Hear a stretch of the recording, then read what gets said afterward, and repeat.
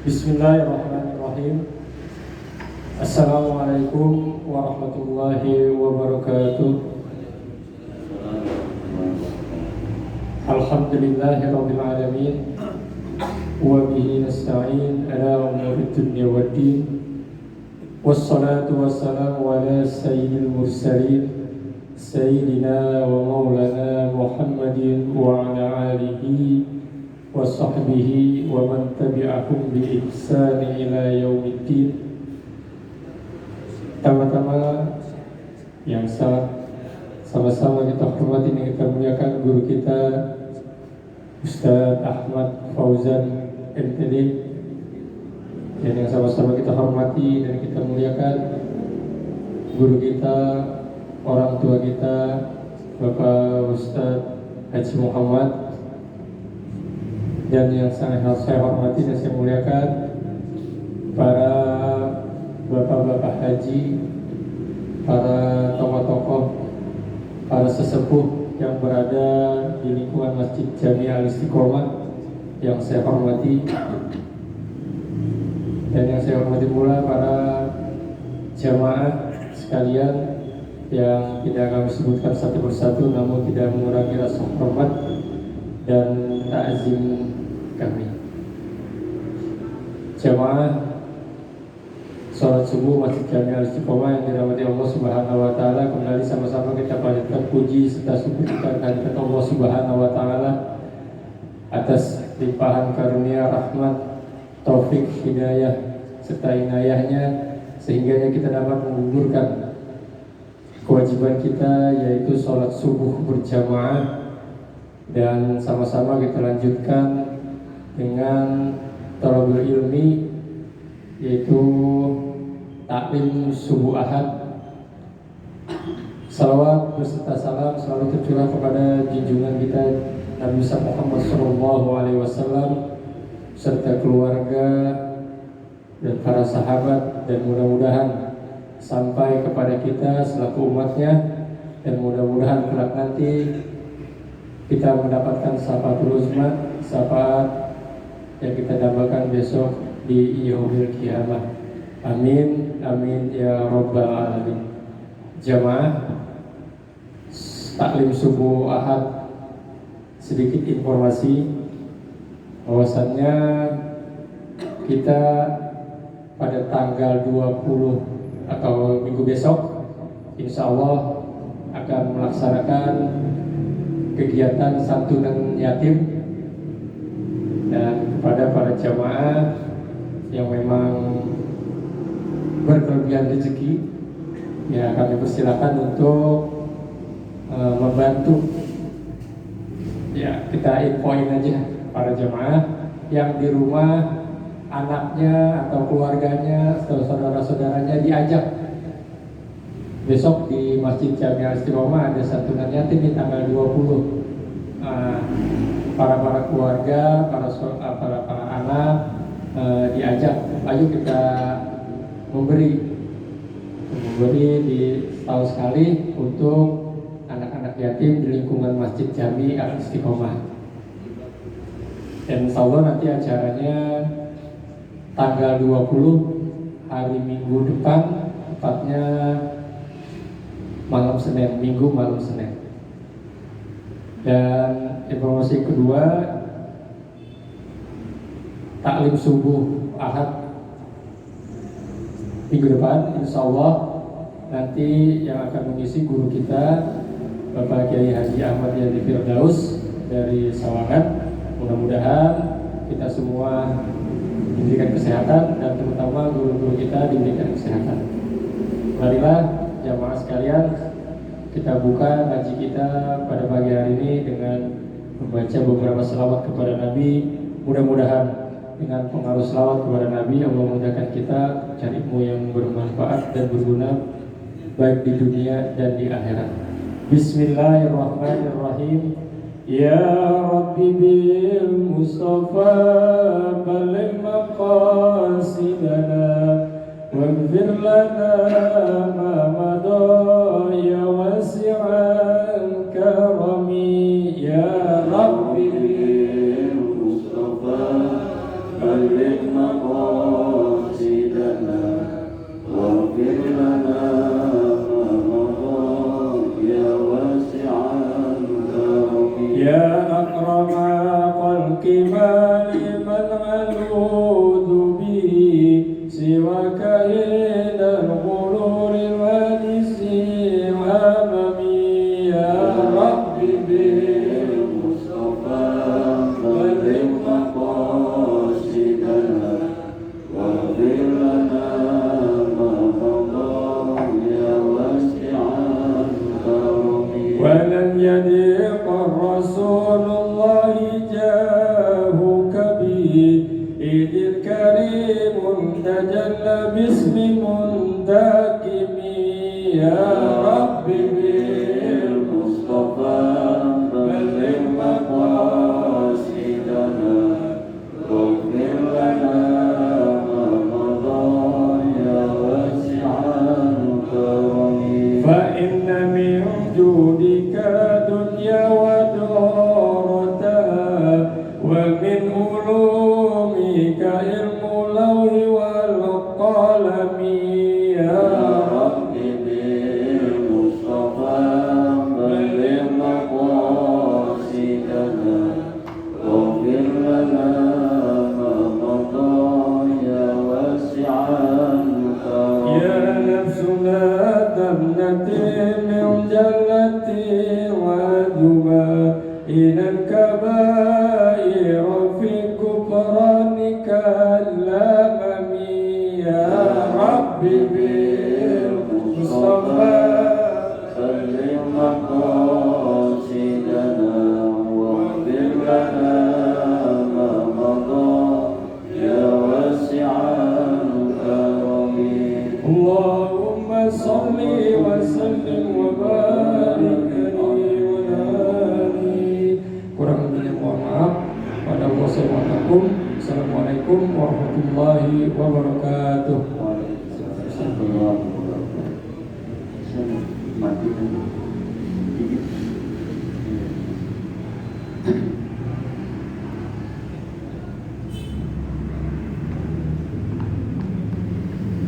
Bismillahirrahmanirrahim. Assalamualaikum warahmatullahi wabarakatuh. Alhamdulillah nahmaduhu wa nasta'inuhu wa nastaghfiruh wa na'udzu billahi min shururi anfusina wa min sayyiati a'malina. May yahdihillahu fala mudilla lahu wa may yudlil fala hadiya lahu. Asyhadu an la ilaha illallah wahdahu la syarika lahu wa asyhadu anna Muhammadan abduhu wa rasuluh la nabiyya ba'dahu. Allahumma salli wa sallim wa karim wa azim ala sayyidina Muhammad wa ala alihi wa sahbihi wa man tabi'ahum bi ihsan ila yaumil ma'ad. Wa rabbi shrah li sadri wa yassir li amri wa hlul 'uqdatam min lisani yafqahu qawli amma ba'd. Yang pertama-tama kita sama-sama memuliakan guru kita, orang tua kita, Bapak Haji Muhammad. Mudah-mudahan beliau senantiasa diberikan kesehatan lahir batin agar terus membimbing kita semuanya. DKM Masjid Al-Istiqomah dan jajarannya serta para jamaah sekalian, Bapak Haji, para tokoh masyarakat, aparatur pemerintah, yang mohon maaf tidak saya sebutkan satu persatu namanya, namun tidak mengurangi rasa ta'zim dan hormat saya. Puji syukur kehadirat Allah Subhanahu wa taala, alhamdulillah dikasih yang itu. Ini Allah masih menganugerahkan kepada kita nikmat iman Islam sehat walafiat, sehingganya kita dapat menjalankan aktivitas dan kewajiban kita dari mulai sholat subuh berjamaah kemudian dilanjutkan dengan ta'lim. Mudah-mudahan segala daya upaya langkah kita menuju tempat yang mulia ini dicatat pahala oleh Allah Subhanahu wa taala. Mudah-mudahan yang kurang sehat Allah sehatkan badannya, yang sedang punya hajat mudah-mudahan Allah berikan solusinya. Amin amin ya rabbal alamin. Salat dan salam semoga senantiasa tercurah limpahkan pada baginda Nabi besar Muhammad sallallahu alaihi wasallam, pada keluarganya, para sahabatnya, para tabi'in dan tabi'in, sehingga kepada kita seluruh umatnya akhirul zaman. Mudah-mudahan kita yang hadir di tempat ini termasuk nantinya orang yang mendapatkan syafa'atul uzma dari baginda Nabi Muhammad sallallahu alaihi wasallam. Amin amin amin ya rabbal alamin. Jamaah sekalian yang dirahmati Allah Subhanahu wa taala. Mari kita lanjutkan kajian kita, masih bab salat ya. Bismillahirrahmanirrahim. Qala al-musannif rahimahullahu ta'ala wa nafa'ana bihi wa bi'ulumihi wa bi'umulikum wa bi'ulumi sairi ibadillahi sholihin ila anqal.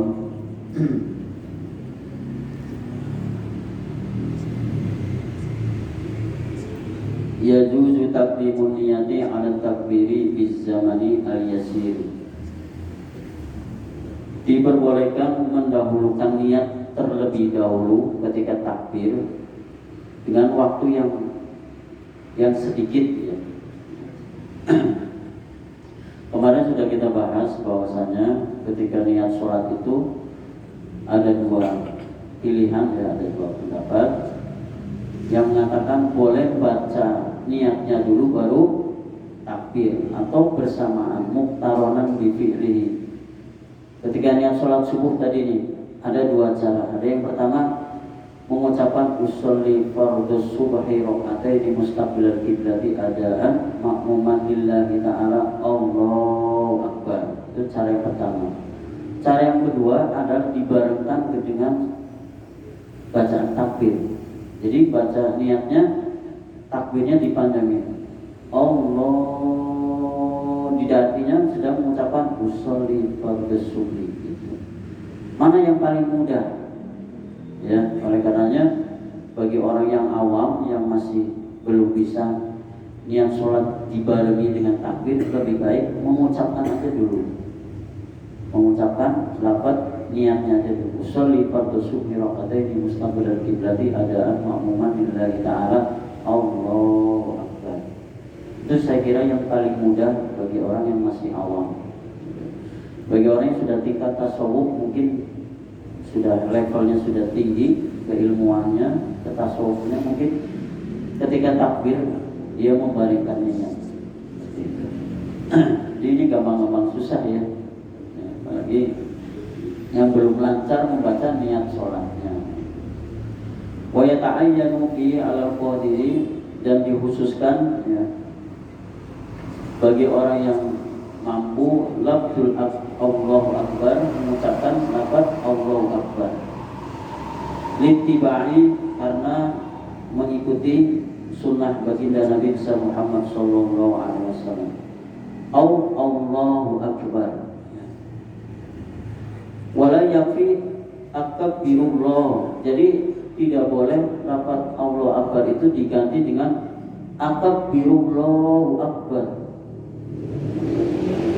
Itu nggak boleh, tidak boleh diganti dengan selain Allahu akbar, atau diganti dengan Allahu kabirun misalnya. Akbarnya diganti dengan kabirun, atau akbarnya diganti dengan lafaz a'addumu, Allahu a'addumu misalnya, atau diganti Allahur Rahman, atau Allahnya diganti jadi Ar-Rahman Akbar. Ya, ini tidak bisa. Wa yadurru ikhlalu bi harfin min Allah, sebab hal ini bisa membahayakan dan bisa merusak arti daripada lafzul jalalah tadi. Jadi lafaz Allahu Akbar tidak boleh diganti dengan lafaz selain itu. Atau waziyat atau harfin yughayyirul makna, misalnya menambahkan huruf saja yang bisa merubah makna. Misalnya gini, Allahu Akbar, kata Allahnya dipanjangin, dimatkan, itu juga nggak boleh, karena ini bisa merubah makna, yughayyirul makna. Kemudian, atau misalnya gini, ada yang baca akbarnya, ba-nya dipanjangin, harusnya Allahu Akbar, tapi Allahu Akbar misalnya. Itu bisa, nggak boleh ya. wa ziyadatu wawin qoblal jalalah. Ya.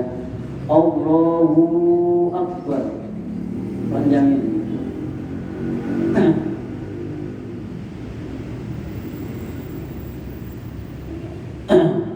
Kemudian tahlilu wawin sakinatin atau menyela-nyela wawu yang mati. Wa mutaharikatin bainal kalimatain. Jadi jangan sampai merubah daripada lafaz Allahu Akbar itu sendiri. Baik Allahu Akbar atau Allahu Akbar atau Allahu Akbar gitu ya. Ini tidak boleh.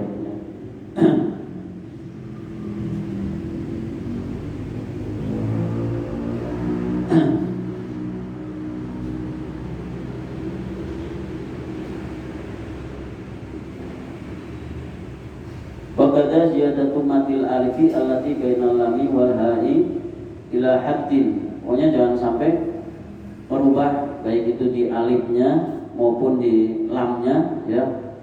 Allahu Akbar tadi ya, lamnya dipanjangin lagi misalnya ya. Haknya dipanjangin misalnya. Itu tidak boleh ya.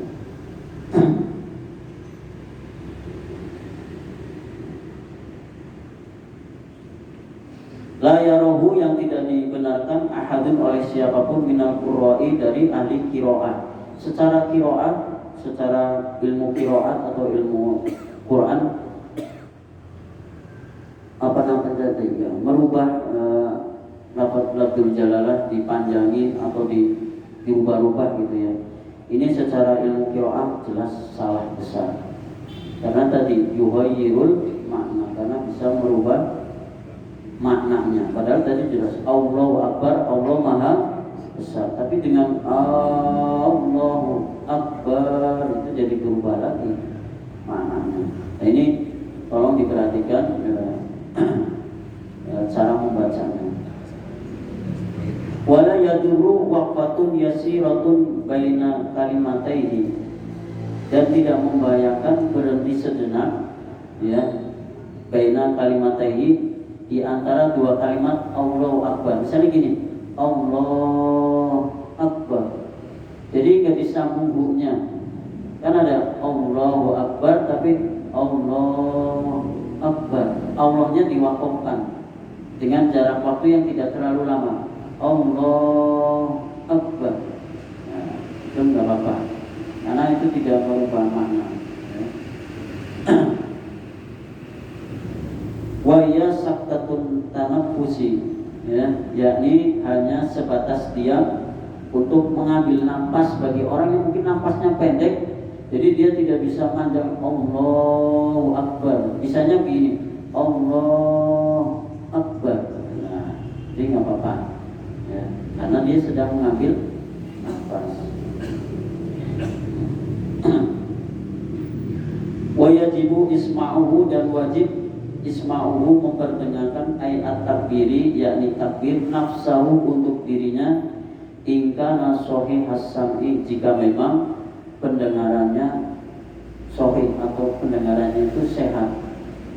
Jadi ketika dia mengucapkan takbir itu telinganya dengar bahwa dia mengucapkan takbir. Jangan sampai dia mengucapkan takbir tapi telinganya sendiri tidak mendengar ya. Allahu Akbar, jadinya mendengar.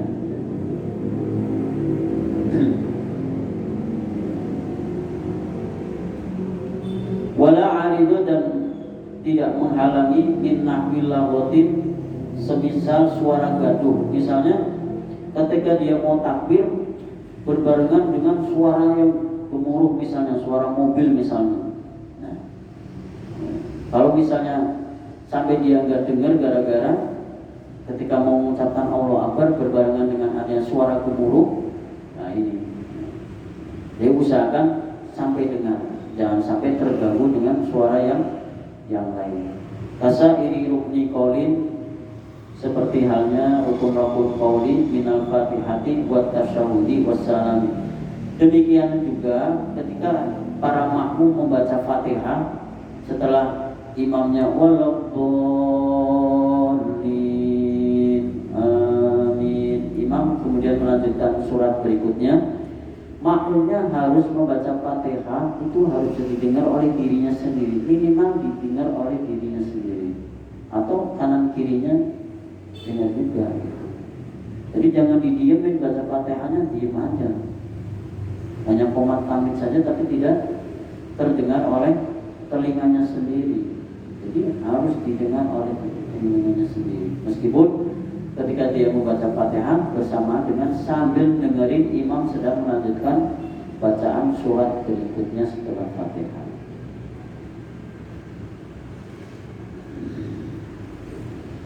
Wa yu'tabaru, dan dipertimbangkan isma'ul mandubil al-qauliyyi. Sedangkan untuk yang sholatnya sholat yang sunnah, nah ini masih dipertimbangkan. Ada yang mengatakan ya udah nggak usah sampai dengar telinga pun apa-apa, yang penting baca, dia sedang membaca Fatihah. Contohnya misalnya seperti sholat Idul Fitri, Idul Adha, ya, sholat istisqa, sholat sholat gerhana matahari, gerhana bulan, itu kan dilakukan secara berjamaah. Itu ketika dia makmum baca Fatihah itu sampai tidak terdengar pun nggak apa-apa. Ini ada yang menyatakan nggak apa-apa. Ihusulis sunnati, untuk mendapatkan sunnah. Ya. Wasunnah jasmu ra'ihi ayat takbiri, dan sunnah ketika menjazmkan, mensukunkan roh pada surat takbir, ya, itu benar-benar didengar Allahu Akbar, Allahu Akbar. Nah, sampai bunyi bar dia dengar. Khurujan ini untuk menghindari atau keluar min man khilafi man aujabahu, min khilafi man aujabahu, bagi salah satu pendapat yang mewajibkan bahwa harus dengar, ya, untuk yang sunnah ini. Ya, untuk sunnah ada yang mengatakan ya, tetap aja mau sholat sunnah mau sholat wajib, makmum ketika membaca Fatihah, membaca takbir dan yang lainnya harus didengar oleh dirinya sendiri, minimal dirinya sendiri dengar, syukur-syukur kanan kirinya juga dengar. Tapi kan tidak sampai mengganggu kekhusyuan makmum yang di samping kanan kirinya.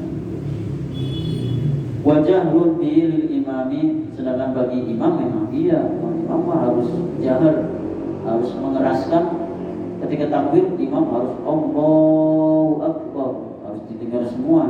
Ya. Kasairi takbiril intiqalati, seperti halnya takbir untuk, ya, takbir intiqal, ya, perpindahan rukun. Terkadang kita ketika bangun dari sujud, ketika bangun baca takbir lagi kan, ya, Allahu Akbar.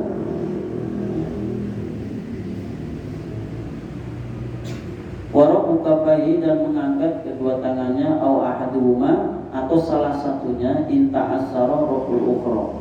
Jadi ketika takbir usahakan tangannya kedua-duanya terangkat. Allahu Akbar. Bagaimana dengan orang yang misalnya habis jatuh, yang satunya lagi diperban? Ya, ini tidak dipaksakan, karena dalam keadaan masyaqqah, sulit untuk menggerakkan salah satu tangannya dikarenakan sedang sakit. Jadi ya mungkin gini, gitu, anehnya sakit. Tapi kalau lagi sehat usahakan diangkat. Bikasbi aima kasbihima, yaitu dengan membuka, ya, dibuka kedua tangannya. Wa yukrahu khilafu, dan dihukumi makruh selain itu. Jadi kalau nggak ngapain, tangannya masih sehat, tapi ketika takbir tangannya mengangkat dompleng satu benar, satunya enggak, lah ini makruh hukumnya, makanya harus sejajar. Wa ma'a tafriqi as-sabi'iyya, beserta dengan merenggangkan jari-jarinya, tafriqon wasaton, dengan renggangan yang sedang-sedang saja nih. Jadi jangan rapet, Allahu Akbar, ininya rapet, tapi direnggangin. Ya, tafriqon wasaton, yang sedang Allahu Akbar. Ya. Hadwa ay maqabila atau maqabila, ya, yang sejajar dikabai dengan pundaknya. Jadi dengan pundaknya, sejajar dengan pundaknya. Bihaitsu yujadi atrafu asabihi, sekiranya sejajar ujung jari-jarinya ala udunaihi, di atas telinganya. Berarti sini Allahu Akbar nih, jadi segini. Nah, makanya banyak kita lihat ketika takbir ada yang gini, Allahu Akbar, ada Allahu Akbar, ada Allahu Akbar sejajar. Ini yang benar, yang sejajar. Gimana caranya? Kita kadang-kadang kan bisa, karena nggak bisa melihat ya, paling tidak ya Allahu Akbar, ya segini lah udah cukup. Segini ya. Macam-macam ada Allahu Akbar, miring ada, Allahu Akbar ada yang gini, macam-macam ya, terserah ya. Tapi kalau di sini, redaksi sini disebutkan paling tidak jari-jari ujung ini sejajar dengan telinga. Allah nih, Allahu Akbar. Nah, ini gitu.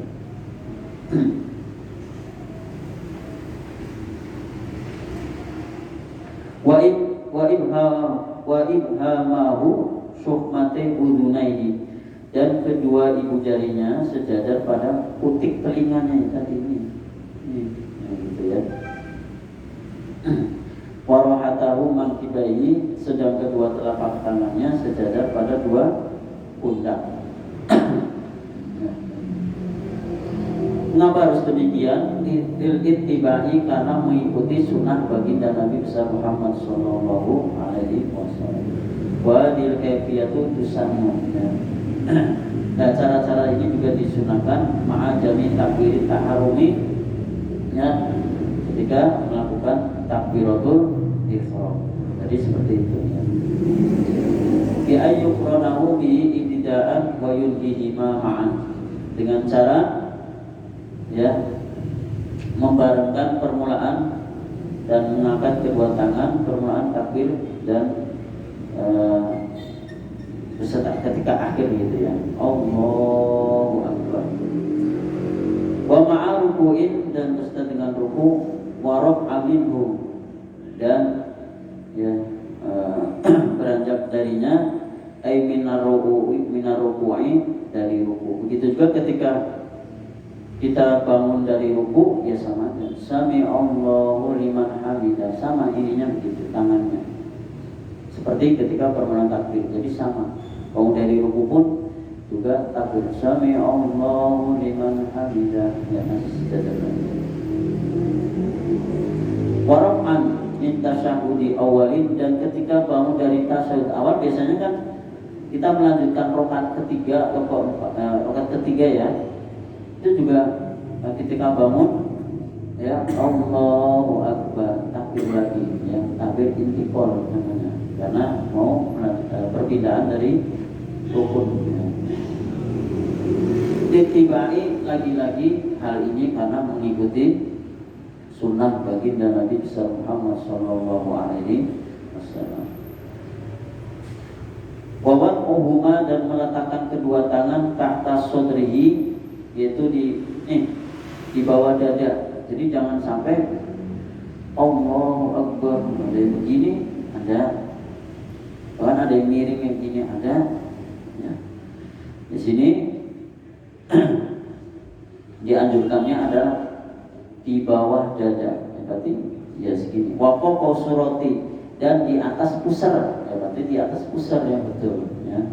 Allahu Akbar, nah, di atas pusar, ini di bawah dada ya, meletakkan littibai, karena mengikuti sunnah baginda Nabi besar Muhammad Sallallahu Alaihi Wasallam. Akhadha biyaminihi u'a yasarihi, nah, tangan kanannya itu ya mengambil atau merangkul ya pergelangan tangan yang kiri. Jadi Allahu Akbar. Nah ini, tangan kanannya ya mengambil atau memegang ya bagian kiri, jangan kebalik kayak gini. Dan sampai kebalik.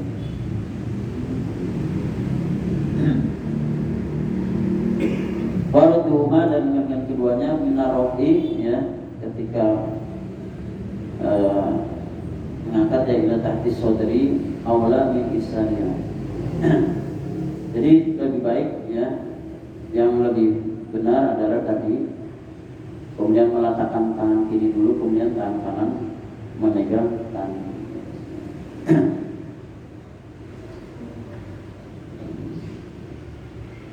Tumasti nabi, kemudian mengulangi rofihima ya, mengangkat dua tangannya ila tahta sodri, di bawah ya dada tadi. Qala al-Mutawalli, berkata Imam Mutawalli, wa tamadahu ghairuhu. Ini pendapat Imam Mutawalli, dan pendapatnya ini diikuti oleh ulama-ulama yang lain ya, bahwa ketika meletakkan kedua tangan ketika takbir atau takbir memulai sholat maupun takbir ketika intikal ya, sebaiknya seperti tadi prakteknya ya, Allahu Akbar. Nah, itu yang benar. Ayam duro qabla rafi wa takbiri ila mawdi'i sujudihi. Demikian ketika dia takbir, sebaiknya sebelum Allahu Akbar dia sebaiknya ayam duro, melihat tempat sujudnya. Allahu Akbar ya. Wa yudriku ra'sahu qalilan tsumma yarfa. Artinya suruh menunduk sedikit melihat sujudnya, setelah Allahu Akbar baru mengangkat kepalanya ya, sedikit, baru setelah itu konsentrasi dengan bacaan.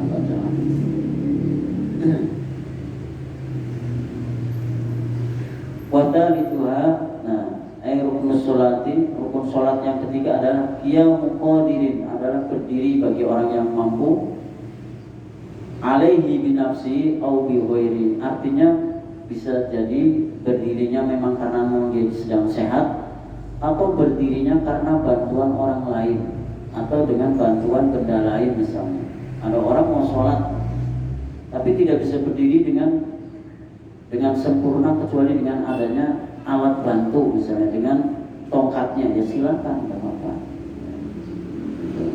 Fi fardin, pada sholat yang fardu, walau manduron, walaupun itu sholat yang dinadarkan, sama saja harus bagi orang yang mampu berdiri itu harus dalam posisi berdiri tegak. Au mu'adan, atau sholat yang diulang-ulang, seperti sholat tarawih kan diulang-ulang terus gitu. Wayah sulul qiyami, untuk menghasilkan ya berdiri. Binasbi fi qoridorihi, ya, dengan cara menegakkan tulang punggungnya ya, fi qoridori au idomi allati ya mafasiluhu ya, sehingga ya dia bisa berhasil berdiri dengan tegak ya, isnadin, walau bi isnadin, meskipun dengan adanya sandaran, ila syai'in, pada sesuatu. Meskipun dia bisa berdirinya itu karena adanya sesuatu yang bisa disandar. Contoh nih, ada orang sengaja ketika sholat berdirinya mepet di tembok itu, tujuannya supaya dia bisa berdiri gitu. Karena kalau misalnya nggak menyandar di tembok, dia nggak kuat lama-lama berdiri ketika sholat berjamaah, misalnya seperti itu. Kalau memang itu keadaannya, maka boleh dia bersandar pada sesuatu yang sehingga dia tetap bisa berdiri. Kalau tidak gimana? Kalau tidak ya sebaiknya jangan dipaksa, apalagi sedang sakit ya. Makanya ada opsi, ada dispensasi, ada kemudahan, ada keluasan dari Allah SWT. Seandainya tidak bisa berdiri, maka boleh duduk, boleh berbaring ya, boleh tiduran, miring, telentang dan sebagainya. Bi'aitu lauzala lasaqita. Justru dengan cara dia bersandar dengan benda tadi, ya, dia bisa berdiri. Kalau enggak, justru dia akan jatuh. Nah, ini akan membahayakan. Oleh karenanya dalam hal ini kita ambil dalil la yukallifullahu nafsan illa wus'aha. Allah tidak memberatkan, ya, kepada hambanya. Kalau memang dalam keadaan sakit, ya boleh dengan cara bagaimanapun, ya, cara yang diperbolehkan. Yang penting tetap dia menjalankan kewajibannya. Nah, kalau dalam kaidah fikihnya al-masyaqqatu tajlibut taisir. Kesusahan itu akan menimbulkan adanya kemudahan, ada opsi kemudahan. Nah, inilah yang menjadikan bahwa hukum syariat Islam itu tidak saklek, artinya sesuai dengan situasi dan kondisinya. Kalau kondisinya tidak memungkinkan, ya jangan dipaksakan. Contoh misalnya, ini contoh yang real terjadi ketika tawaf di Masjidil Haram. Bagi orang yang berpendapat Imam Syafi'i, ketika tawaf di Masjidil Haram kemudian sentuhan dengan wanita lain yang bukan muhrimnya, meskipun tidak menimbulkan syahwat, menurut pendapat Imam Syafi'i tetap harus wudu. Sedangkan untuk keluar dari lingkaran ketika tawaf itu susahnya bukan main. Bisa jadi kita bertabrakan dengan orang yang lebih besar dari kita, malah membahayakan diri kita. Nah, dalam hal ini kita boleh berpindah madhab dari pendapat Imam Syafi'i ke madhabnya Imam Hanafi. Artinya ketika kita sedang tawaf Masjidil Haram yang begitu padat, ketika musim haji kan padat, ya, tanpa sengaja kita misalnya senggolan dengan orang India, perempuan India, dan tidak menimbulkan syahwat apa-apa, nah berarti kita ikut pendapatnya Imam Hanafi aja, kita terusin aja tawafnya. Karena menurut Imam Hanafi, kalau seandainya tidak menimbulkan syahwat, rangsangan, ya nggak apa-apa, nggak usah wudu. Makanya ada kaidah al-khuruju minal khilafi mustahabun. Keluar dari suatu pendapat yang sudah kita yakini, yaitu pendapat Imam Syafi'i, tapi dalam kondisi tertentu kita harus membeli pendapat madhab lain, maka boleh hukumnya. Nah, contohnya adalah ketika tawaf nanti, nah, seperti itu.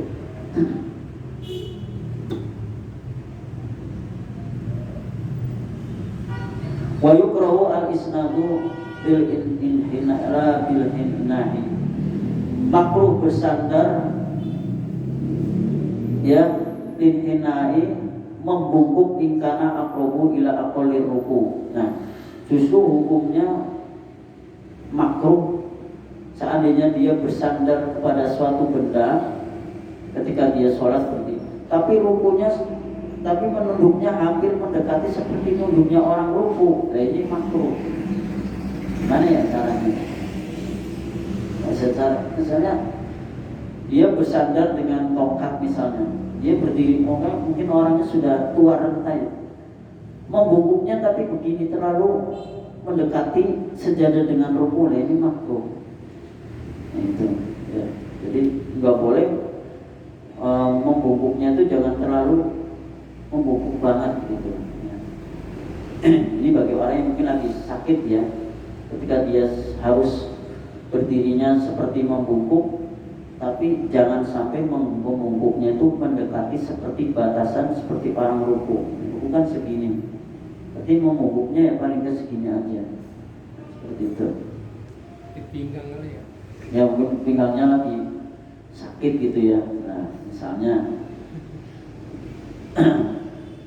illam ya'jaz antamamil intisobi, jika memang dia tidak bisa sempurna berdiri dengan tegak, itu memang tidak sempurna karena adanya, ya, darurat tadi, darurat karena lagi sakit pinggang atau karena memang, ya, karena hal yang lain. Nah, ini masih dimaklumi, masih dimaklumi. Wali'ajizi syaqqu alaihi qiyamun, dan dia sendiri memang berat sekali untuk berdiri tegak, itu memang nggak bisa.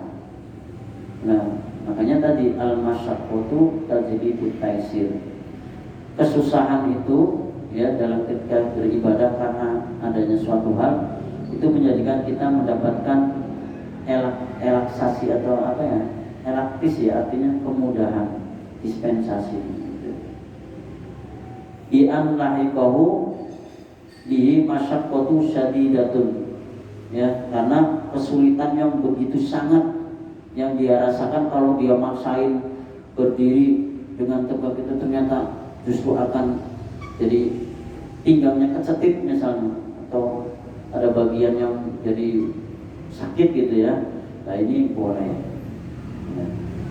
La tuhmalu ibadatan, ya, tidak bisa ditanggung, ya. Secara adat dia memang tidak bisa, ya, seharusnya berdiri tegak, tapi karena memang suatu hal dia tidak bisa berdiri tegak, maka hal ini diperbolehkan. Wadobatoha, dan membatasi kesulitan tersebut al-imamu, ya imam haramain, bi an takunu bihaitsu yadhabu ma'a khusyu'ahu. Sekiranya tadi dia berdirinya seperti itu, yang penting tidak mengurangi khusyuknya. Jangan sampai gara-gara berdirinya rada menunduk, khusyuknya berkurang. Nah, itu jadi makruh, ya.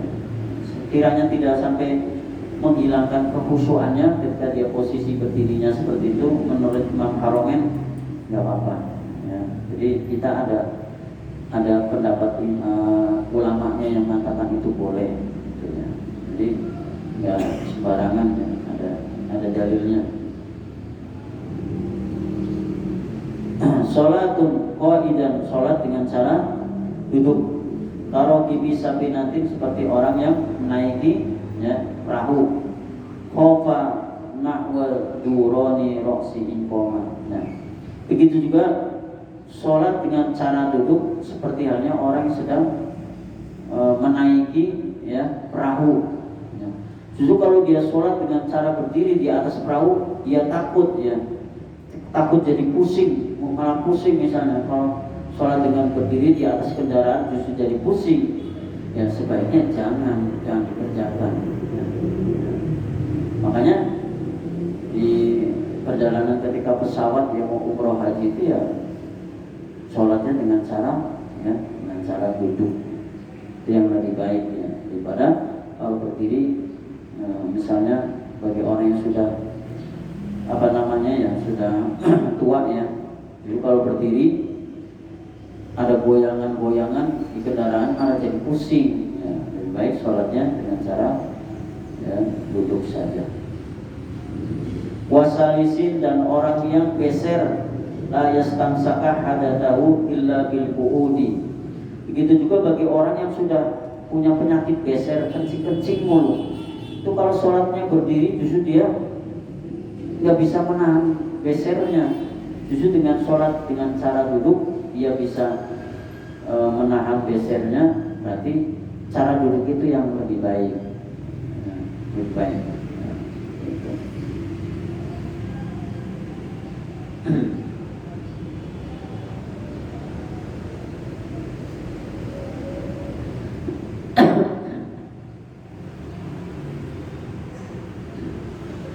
Faraun qala syekhuna, berkata guru kita, yajuzu limaridin amkanahu al-qiyamu bila masyaqqatin. Bagi orang yang boleh, ya, bagi orang yang sakit, ya, seandainya dia berdiri kemudian justru membahayakan dia atau jadi sakit, ya lebih baik dia infiroda, sholatnya sendiri saja, ya. Kalau sholat berjamaah mungkin terlalu lama dia berdiri jadi sakit, gitu.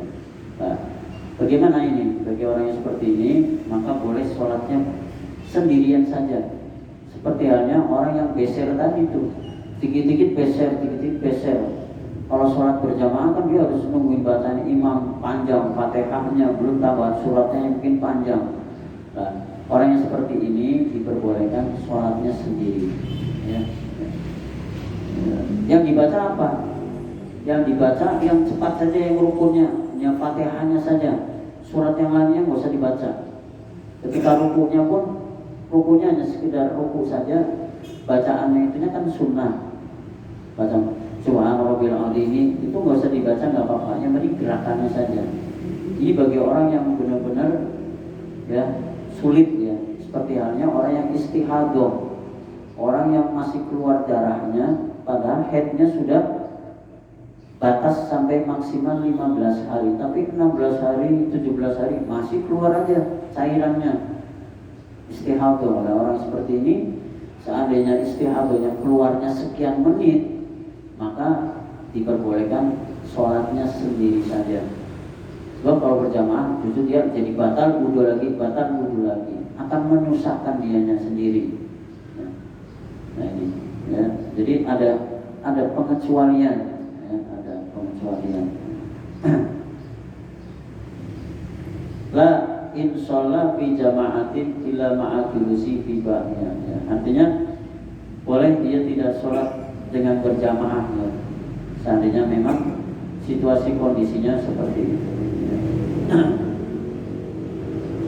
Atau dia bisa ikut berjamaah tapi hanya min julusi fi ba'diyah, hanya sebagian saja, bisa duduknya sebagian saja, berdiri sebagian di sekian rokaat, di rokaat berikutnya dia tidak sanggup berdiri misalnya, maka dia boleh di rokaat berikutnya dengan cara sholat duduk. Pernah lihat nggak? Pernah lihat ada orang sholat jamaah di rokaat pertama dia mampu berdiri tegak bareng, tapi pas rokaat kedua tiba-tiba dia duduk. Nah itu boleh orang seperti itu. Nah ini ada keterangannya, ya itu boleh, ya. Jangan sampai kita ngebutin, kok kamu tadi pas rokaat kedua kok duduk sih? Nah, kalau memang alasannya pas mau rokaat kedua mau berdiri ternyata susah atau sakit, ya lebih baik duduk saja. Nah, meskipun dia sholat berjamaah dengan makmum yang lainnya. As-sholatu ma'ahu ma'a julusi fi ba'diyah.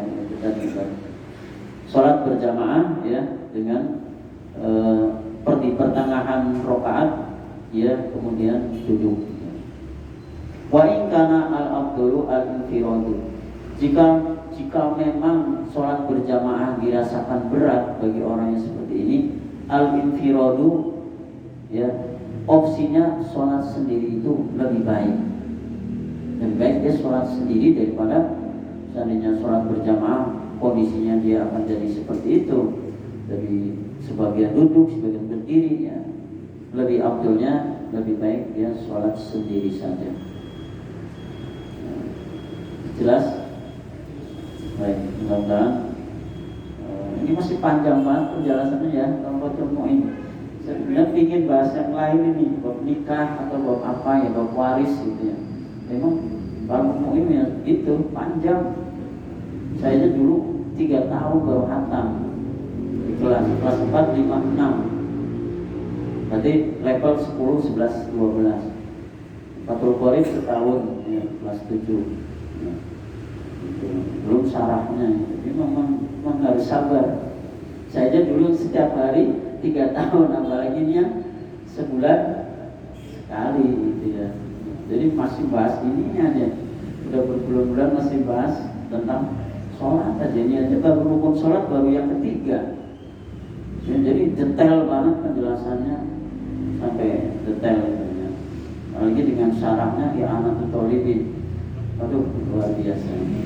Baik jamaah sekalian yang dirahmati Allah SWT, yang bisa saya resume atau saya simpulkan bahwa tadi ketika kita sholat takbir itu jangan sampai kita tidak dengar takbirnya kita sendiri.